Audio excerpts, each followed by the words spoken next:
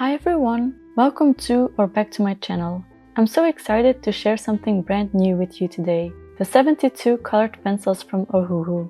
These are an oil-based set and they'll be officially launching at the end of January. I'm thrilled to give you an early look at them and see how they perform. I'll be testing these pencils on the stunning page from the coloring book Magical Worlds. When I started coloring this page, I felt like the colors I chose reminded me so much of the Walt Disney Castle that I tried to recreate that magical dreamy vibe into my coloring. Also, I'm clearly in my pastel area. I'm going to start coloring the castle, beginning with the big windows here. I want the windows, and really the entire castle actually, to have a fairy-like appearance. So I'm using a lot of light colors and pastel shades. To make the windows look reflective, I'm blending pink, blue and orange together. Afterward, I'm using a white gel pen to make the edges white and adding some diagonal white lines so they look like they're reflecting light. I'm using an ivory color for the base of the tower and I'm sticking to the same colors, but I'll mix them up. Sometimes I'll use pink with blue, other times orange with blue. I'm just randomly combining the same colors across different sections of the tower. And I'm adding shadows with my red-violet pencil. I'm doing the same thing for the rest of the towers, alternating colors so it doesn't all look the same. For example, if I used orange and pink at the base of one tower, I'll choose two different colors for the same level on another tower. Personally, I think these light colors make everything look dreamy and whimsical. I also wanted the castle to appear lighter than the background. Since the background is already quite light, it's a mix of lilac, oranges and pink, which aren't really dark colors, I wanted to keep everything in that same light and airy vibe. To achieve this, I'm using ivory and the lightest shade of every color to keep everything soft and pastel-like. I'm also using a lot of white gel pen to make everything even brighter.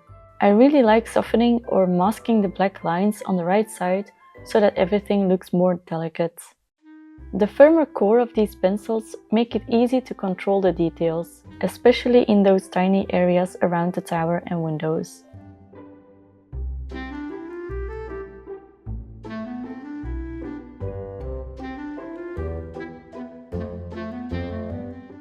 I'm not going to use any grays for the stones of the tower. I'm really staying with the same color palette. I never really color things exactly as they would be in real life. So maybe some people would think, oh, I'll use browns or grays for the stones, but for me that's not necessary. I think it actually strengthens the overall piece to keep extending those same colors. The only thing I do play around with is making the stones a bit darker. I'm not sure if that was the best choice, but it doesn't bother me. By making the stones darker, they create more contrast with the different elements of the tower.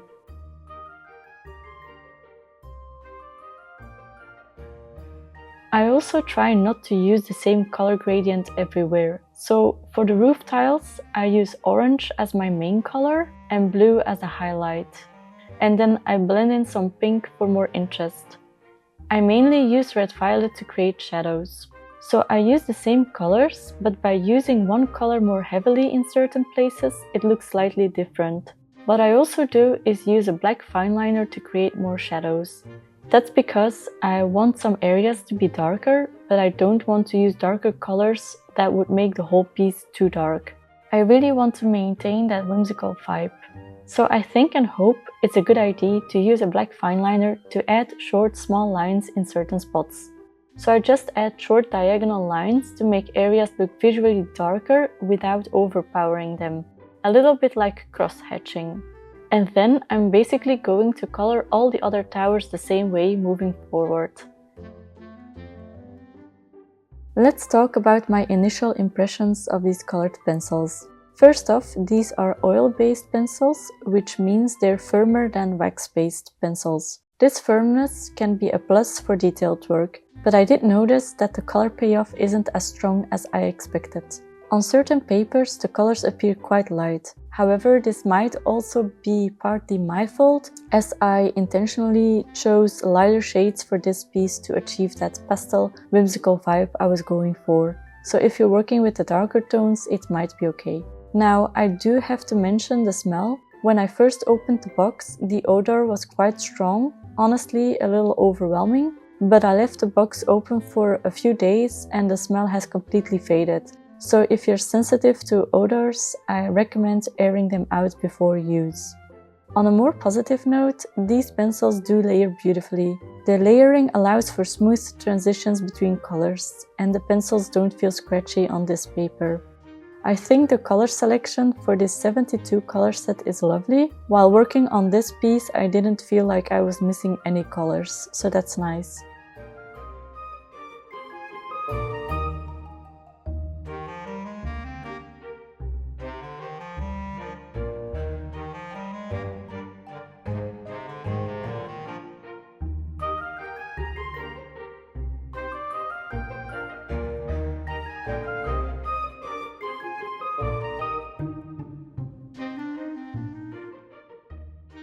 So let me go to the next bit of this coloring, the mountains.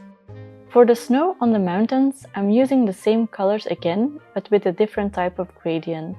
This time, I'm doing a gradient that goes from pink to blue to orange. So it's actually a bit different of what I did for the towers. With the towers, I often started with orange on the left and blue on the right. Now I'm flipping that. I'll put pink on the left, blue in the middle and orange on the right. I'm keeping everything pretty light and I hope that in the final result it will still provide enough contrast. If I notice that it's all too light, I might darken certain areas later. For me, it's not meant to look like snow on the top of the mountain, it's more of a reflection of the background I've already colored. So all the colors from the background appear on the mountaintop and reflect the light, creating those unrealistic gradients. For the part of the mountain below the top, I start with a light greyish kind of color, called mongoose, as base, and then I use a light brown to create some shadows. But after that, I go over it again with pink, blue and orange to bring those same color variations back in. I keep all my strokes vertical because I noticed that the illustrator, Johanna Basford, pre-drew all the lines vertically, and I want to follow that pattern. I just use my colored pencils to keep coloring in those vertical strokes. I'm layering a lot of layers. It's something these oil-based pencils are really good at. They can handle so many layers, which is nice, but I'm not always the biggest fan of that. Because I already tend to layer a lot, I've noticed that with oil-based pencils, I have to layer even more, because they're so good at layering, if that makes sense. Sometimes I prefer a creamier pencil to help blend everything, but I haven't used one here. I've just kept adding layers until I was happy with the result. These pencils are so transparent that you can almost layer endlessly. At some point though, you just have to call it finished and move on to the next section. And that's what I'm doing now. I'm moving on to the trees. For the trees, I was debating for a long time whether to continue with the same colors as the rest of the image. I wondered if everything in the picture should be the same. So I was doubting whether I should dare to make the trees pink. In the end though, I went with the safe option and chose green trees. I decided to use a mix of olive greens and also a bit of forest green for the shadows, so it still fits the overall vibe. So I did move a bit away from the original color palette and added some greens for this part. I think I'll do the same for the whale and the waves. I'm planning to use a kind of aqua blue for those, but I think I'll mix in some pinks as well.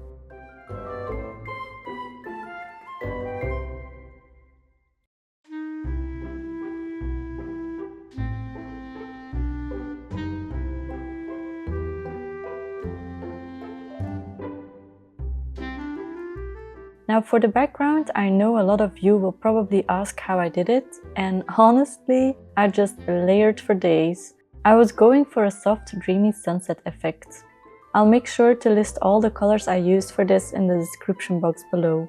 But essentially, I started by deciding where I wanted those orange glows peeking through. Then I added lilac throughout the background, leaving space for that vibrant neon pink to really pop. Finally, I used some lavender pastel to smooth everything out and tie it all together. And that's it for today. Thank you so much for watching. Don't forget to like, subscribe, and happy coloring. See you next time. Bye!